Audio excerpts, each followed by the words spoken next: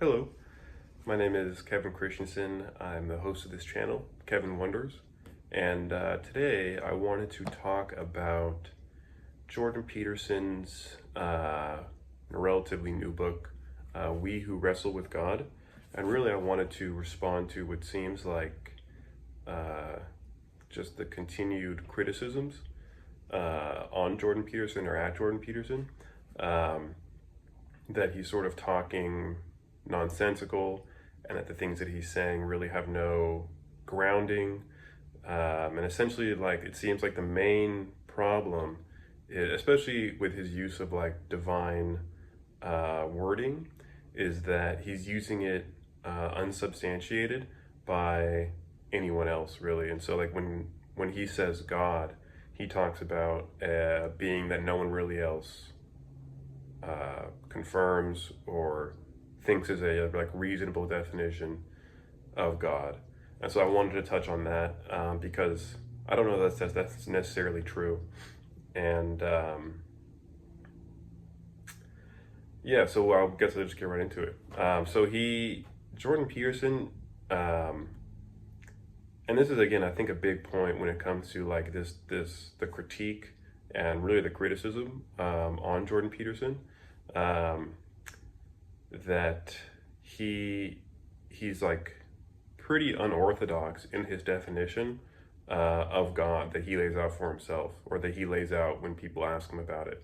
And the thing is though that like if you were to read his book, the introduction is all about like how he's defining God or who he thinks God is. And so it doesn't at all seem that strange when I hear him talking about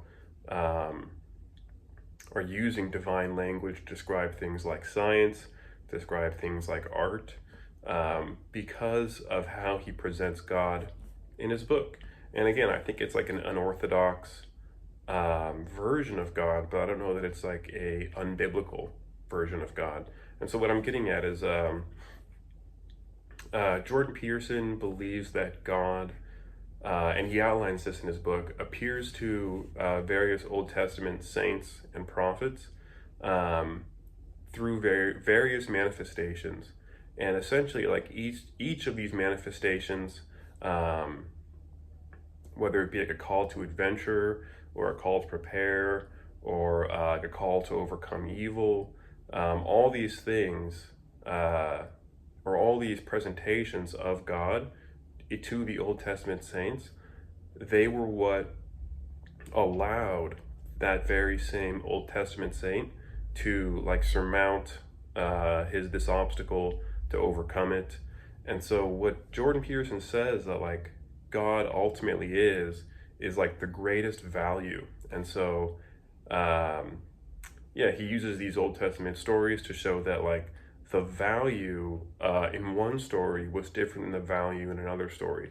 But like at the pinnacle of this story, or at the like the overcoming point, the tipping point to where you have this saint like fulfilling his destiny and like bettering the people, bettering himself, and like bringing about God's will on earth. You have this force working in that Old Testament saint that allows them to overcome, right? That gives them the strength, or that gives them the wisdom, or gives them the knowledge, the intelligence, whatever it is, or however God is presenting himself to these people. It's God is that force which like enables the person, the individual, to overcome. And so that's what he's saying God is. So he's saying God is both like the value at the top, right? God is the value. It's like God is the value, like the most perfect and all-encompassing, and not saying the most perfect, it's like the most all-encompassing force that allows people to achieve like the perfected state in which is required of them. That's like who he's saying God is, right? So again, if you kind of break that down, it's a very unorthodox stance to take, but I don't know that it's necessarily an unbiblical one. And I say this because I think of like, for instance, like God as being not necessarily like perfect, right? And that's it. Like God, I would say, is perfect, right? But what I'm saying is that like God has perfected, or God is like the perfect um, version of inequality, right? So you could say like moving from bad to good, right? That would be like God is the impetus which allows the individual to go from bad to good, right? God is that force, but God is also like the most perfect good, right? And so like appealing that the saint appealing to this most perfect good can then move from bad to good, right? It's like this the um the force that's allowing this saint to do the things they need to do is both like within the person, allowing them to do these things, and both without the person, like in this like ultimate uh, position, essentially, this like necessary position. And so he reiterates like multiple times throughout this that there's like hierarchy of value, right? And God is at the top of it or at the bottom of it, however you want to think about it.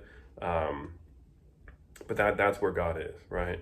And so when I think about this as like God as the sort of the means to achieve like betterment in a person's life, or means to overcome an obstacle, again, I don't think that's like necessarily an unbiblical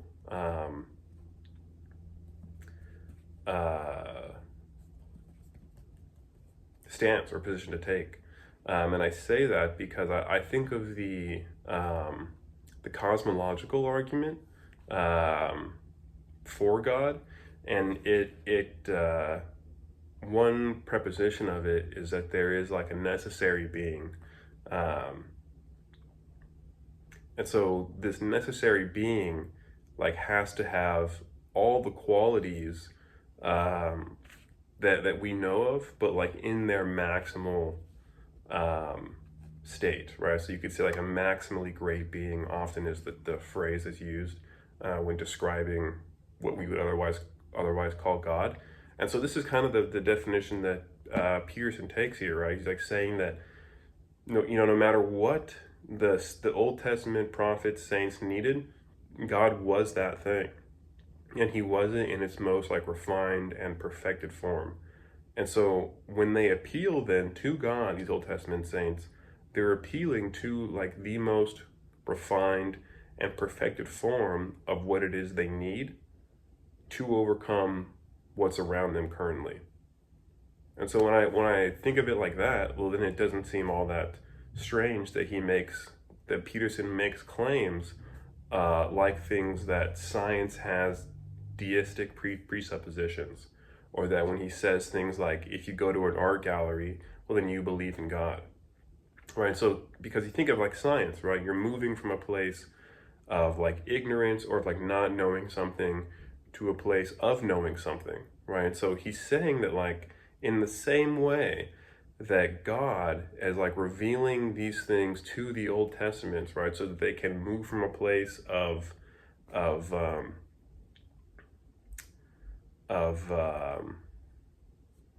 like not knowing to a place of knowing, or a place of say like in with Moses, from a place of like enslavement to a place of freedom, that God is that force that's like working within Moses and working within the Israelite people at the time to make that happen. So he's defining like that that factor as God. Again, I don't think that's necessarily like an unbiblical stance or unbiblical thing to say.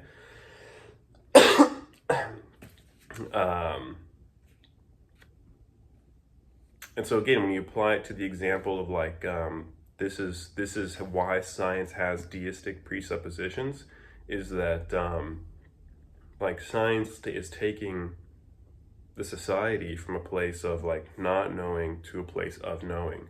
And so like this is like of is overcoming ignorance, right? And so he was saying that like this would be a quality of God, right? God would be like omniscient, right? Or like all knowing. And so yeah, like if God is then omniscient, he is also like, if God is the perfected force or the perfected quality of intelligence or intellect, then God is also the revealer of intellect, right? God is also the force that like peels back ignorance.